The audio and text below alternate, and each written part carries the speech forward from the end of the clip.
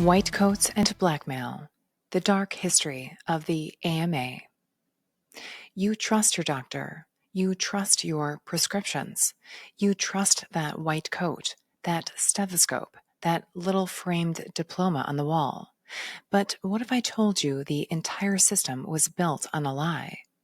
Not a harmless mistake, not a bureaucratic misstep, but a calculated, well-funded, and decades-long campaign to erase the people and the therapies that once made us well.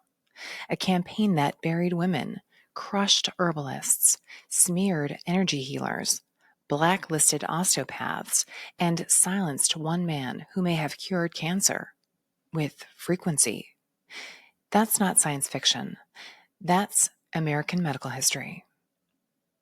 Welcome back to the Dysfunction Files, folks. I'm Dr. Kristen Lindgren. Today we're cracking open the confidential file stamped AMA.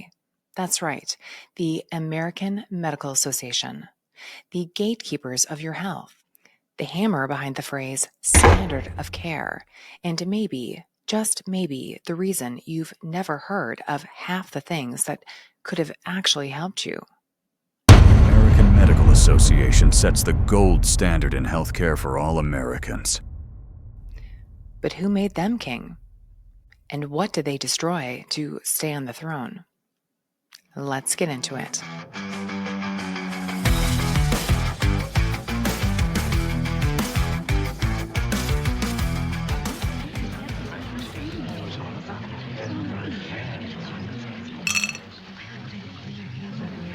The birth of a monopoly.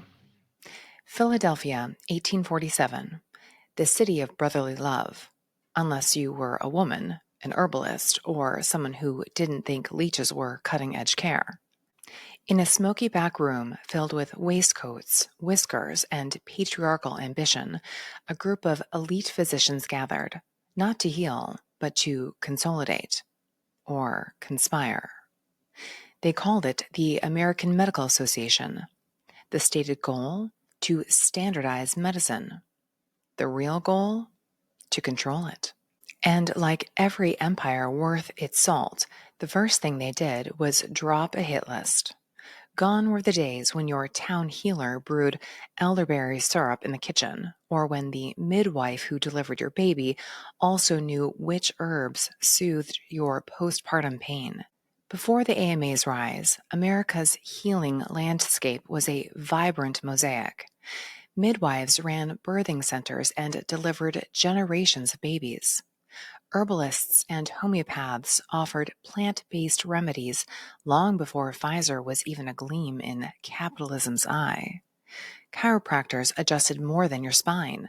They challenged the entire idea that only doctors in top hats should hold the keys to your health. And women? Women were everywhere in medicine, owning clinics, writing medical texts, even running schools. But to the AMA, this was chaos, dangerous, unscientific. And more importantly, it didn't turn a profit. So they got to work. First, they created membership rules. Only approved physicians with approved training could join. Then they lobbied states to pass licensing laws that required those credentials. And just like that, poof, midwives, unlicensed, herbalists, outlawed, homeopaths, blacklisted, women, silenced. Medicine wasn't just professionalized, it was colonized. What started as a medical association became a monopoly machine, and the casualties weren't just professions. They were entire traditions of healing. Scientific progress demands standardization and the removal of dangerous fringe practices. The Flexner Bomb. In 1910, Mr. Abraham Flexner publishes a groundbreaking report on medical education in the United States, hailed as a triumph of scientific rigor and modern progress. But let's call it what it really was, a hit job, a bloodless coup disguised as a book report. Enter Abraham Flexner, a man with zero medical training and very powerful friends. Funded by the Carnegie Foundation and John D. Rockefeller, Flexner was tasked with evaluating medical schools across America. But this wasn't about education, it was about extermination. Flexner's 1910 report slammed nearly every medical school in the country, especially the ones that taught herbal medicine, homeopathy, naturopathy, chiropractic, eclectic medicine, women, Black students. In other words, anyone who didn't fit the mold of white, male, and pharmaceutically inclined. The verdict? These schools were unscientific, dangerous, inferior, and with one stroke of the pen, the purge began. Over half of all U.S. medical schools were shut down. Black and women's medical colleges were decimated. Homeopathic and naturopathic institutions lost accreditation, funding, and legitimacy overnight. Meanwhile, the surviving schools, they got an upgrade from the Rockefeller playbook. In exchange for hefty donations, they agreed to standardize the curriculum, teach anatomy, teach pathology, and above all else, teach pharmacology. Because when you fund the schools, you shape the doctors. And when you shape the doctors, you shape the future of medicine. So what was the new model? Disease is a drug deficiency. Pills are the answer. And anyone who says otherwise is a threat to the system. The aftermath? Natural therapies became quackery.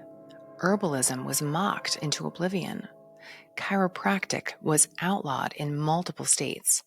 And the AMA? They didn't just write the rules. They owned the rule book. Let me say it again. The AMA didn't just shape medicine. They rewrote it. And they did it with Rockefeller oil money and Carnegie steel fists. The man who might have cured cancer, but was buried instead. Every great cover-up starts with a genius and ends with a fire. Meet Royal Raymond Rife, a scientist, engineer, and inventor. The kind of guy who didn't just think outside the box. He torched the box and built a quantum microscope out of the ashes. In the 1930s, Rife created what he called the universal microscope, an optical marvel that, according to witness reports, could magnify specimens up to 60,000 times and visualize live viruses in real time. Let that sink in. In the 1930s, using visible light, no electron beams, no digital enhancement, just mirrors, prisms, and one man's obsession with the truth. But that was just the beginning. Rife didn't just look at pathogens, he listened to them. And then he started to tune in.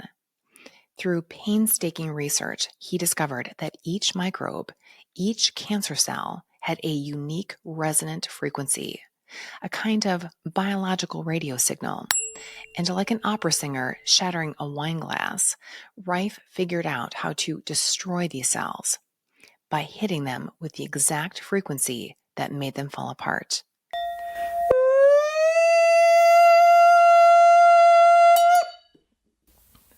That's how you do it.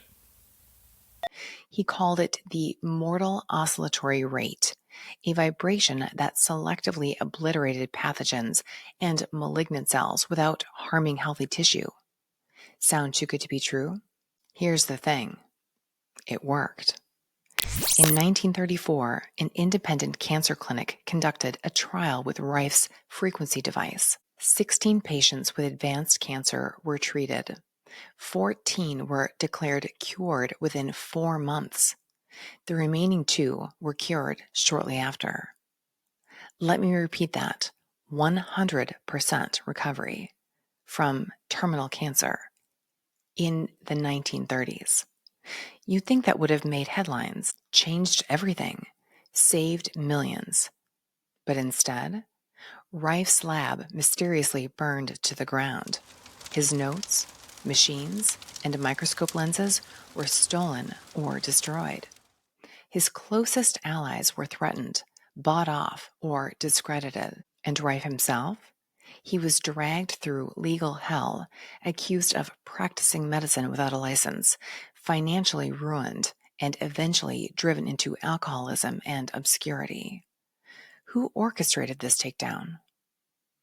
Morris Fishbein, head of the AMA and editor-in-chief of JAMA for 25 years, a man who never treated a patient, but controlled the entire medical narrative.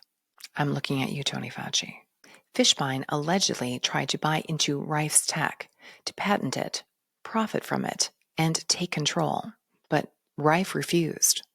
And like every good villain with a press pass and a vendetta, Fishbein made sure the name Royal Rife was erased from history. No journal articles, no news stories, no medical textbooks, just a whisper and a trail of charred glass and silence. This wasn't just the suppression of a technology, it was the public execution of a paradigm shift. Because if frequency-based healing worked, the pharmaceutical empire would crumble. Women in white coats, if they could get one. Once upon a time, in American medicine, women weren't just welcome, they were essential. Before the AMA took the scalpel to medical education, women made up a sizable and growing proportion of healthcare providers. There were over a dozen women-run medical schools from Boston to Chicago. These weren't fringe operations. They were rigorous, evidence-based, and in many cases, more progressive than their male-dominated counterparts. They taught anatomy, physiology, obstetrics, herbal medicine, psychology, public health. They trained women to treat women in a system that otherwise ignored them. And it worked. Women founded hospitals, published peer-reviewed papers, developed protocols in hygiene, childbirth, and nutrition that saved lives. But then came the Flexner Report, and suddenly the future of women in medicine was non-compliant. Flexner's now infamous assessment labeled these women's institutions as substandard, underfunded, not up to snuff. Translation: too many vaginas, not enough ties. So what happened? Most women's medical schools were shut down. The remaining co-ed schools stopped accepting women, and women were nudged, gently at first, then forcefully, into nursing, teaching, or getting married and staying home. By the 1920s, women had been surgically removed from the field of medicine. No anesthesia, no apology. Let's be clear, this wasn't about competence. It wasn't about science. It was about control. The AMA and its Flexner-funded reformers saw women not as colleagues, but as competition. And the result? A massive gender gap in medical leadership, decades of lost innovation in women's health, and a cultural norm where male-dominated medicine became the only medicine that mattered. Even today, only about 36% of the physicians in the U.S. are women, and that number drops dramatically in leadership, surgery, research, and specialties with the highest pay. The AMA didn't just ignore the gender gap, they enshrined it right into the foundations of modern medicine. And if you think that doesn't matter, ask how long it took to get real research on female heart attacks. They present differently. Endometriosis, decades of being dismissed as hysteria. Hormone therapy, based on studies mostly done on men. Pain perception in women. Spoiler alert, we're still not believed in this area. Turns out, if you erase women from the white coat, you erase women from the data. And that's not just inconvenient, that's lethal. Follow the money. The AMA is technically a nonprofit, which in modern American medicine is usually code for we make a ton of money, we just don't pay taxes on it.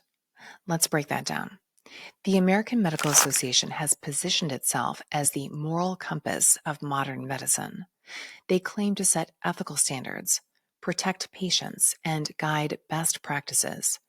But behind the white coat, it's just another empire. And empires don't run on goodwill. They run on money. Revenue stream number 1, CPT codes, i.e. the monopoly money of medicine. Ever wonder why everything in your doctor's office has a code? That's the CPT code system, current procedural terminology, the Bible of billing. Every test, every treatment, every time a doctor touches a stethoscope, it gets a code. And guess who owns these codes? The AMA. Every time insurance gets billed, whether it's Medicare, Medicaid, or private, AMA gets a slice. That's right. The same organization that sets clinical guidelines also gets paid when you follow them. It's like if the IRS wrote your tax return for you, then invoiced you for the privilege. Revenue stream number 2, pharma's favorite friend. The AMA isn't just cozy with Big Pharma. They've basically been sleeping in the same hospital bed since the 1940s. They accept millions in funding from pharmaceutical companies. They partner on educational initiatives that somehow always promote patented drugs. They publish studies in JAMA, which they own, that overwhelmingly favor pharmaceutical interventions over lifestyle, nutrition, or natural therapies. Funny how that works, right? If it grows in your garden, it's woohoo. If it's made in a lab and costs $8,000 a month, it's evidence-based. Revenue stream number 3, lobbying like a pro. The AMA has spent hundreds of millions of dollars lobbying Congress, but not for you. They've lobbied against universal health care. They've lobbied against Medicare expansion, and they've lobbied in favor of maintaining private insurance monopolies, which, of course, partner with the AMA to implement those lucrative billing codes. So next time you get a surprise $3,000 bill for a 15-minute doctor visit, you can thank the AMA for helping design that little piece of capitalism. And then there's the data. The data. In the early 2000s, the AMA was caught selling prescriber data, information on what drugs your doctor was prescribing, how often, and to whom. Who bought it? Big Pharma. Why?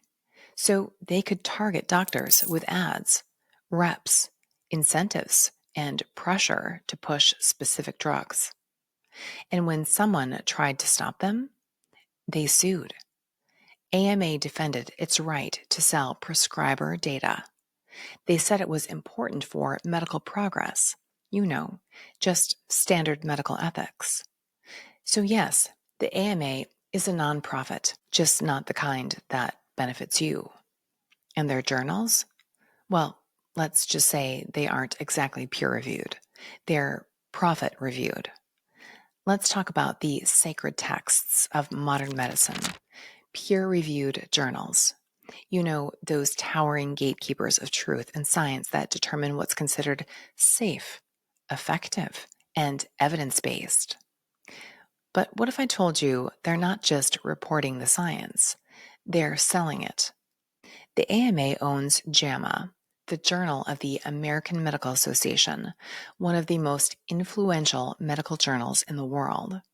It claims to publish unbiased research, but it also accepts millions in pharmaceutical advertising, prioritizes industry-funded studies, and routinely buries negative data on medications that just happen to be, profitable.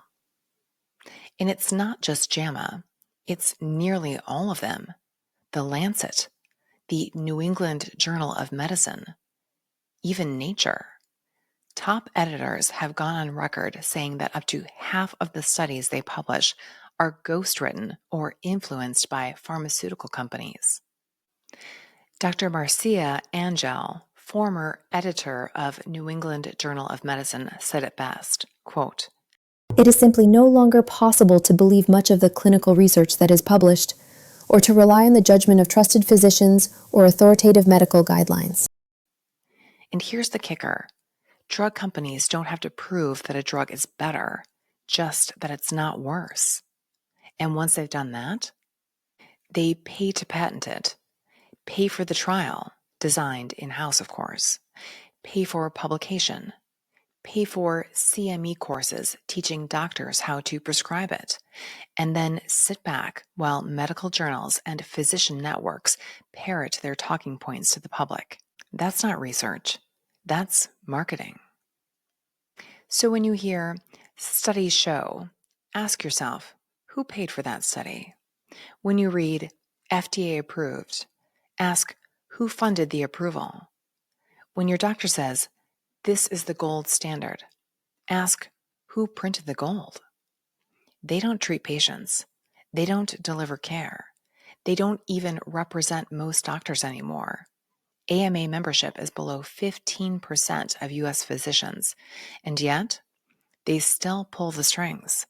They still set the rules, and they still tell you what's real medicine while selling your doctor's data behind the curtain. The cost of silence.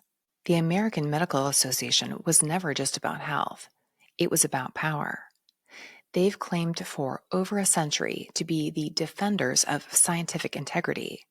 But if integrity means silencing dissent, erasing history, and selling influence to the highest bidder, then maybe it's time we redefine what science is supposed to be. Because what the AMA really built was not a healthcare system, but a fortress where natural medicine was banished, women were erased, inventors were discredited, and healing itself became a business model. They didn't just shape medicine, they monopolized it. They trademarked it, and then they locked the door behind them. Raymond Royal Rife vanished. Women physicians silenced. Indigenous healing mocked. Holistic medicine labeled dangerous. And all the while, they were cashing checks, writing policies, and rewriting history with a scalpel dipped in ink. So now the question isn't, did they do it? It's, how the hell did they get away with it for this long? And worse, what else are they getting away with right now? This message was brought to you by the American Medical Association, setting the gold standard in care since 1847. Gold, indeed. That'll do it for me. I'm Dr. Kristen Lindgren, and thank you for tuning in to this episode of the Dysfunction Files. If you found this episode useful or entertaining, please like the channel, share the video, leave a comment, all the things. You know how I feel about begging for compliments, but those things really help the channel out. Until next time, stay skeptical, question everything, and remember, you are in control of your own healthcare. I'll see you for the next one. Bye for now.